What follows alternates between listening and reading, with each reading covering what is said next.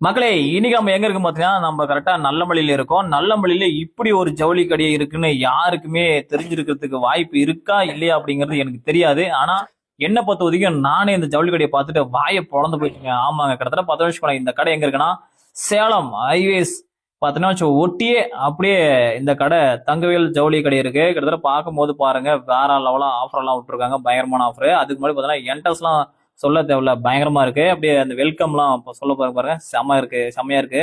கிட்டத்தட்ட பார்த்தீங்கன்னா வச்சுக்கோங்க, தங்கவேல் ஜவுளி கடை பார்த்தீங்கன்னா வச்சுக்கோங்களேன், ஒரு தாஜ்மஹால் ஷேப்ல அப்படியே பார்க்கும்போது இந்த நல்லமல்லியில கிட்டத்தட்ட இப்படி ஒரு சின்ன ஒரு டவுன்ல இப்படி ஒரு கடை இருக்குங்கிறது ரொம்ப ஒரு ஆச்சரியமான விஷயம் தான்.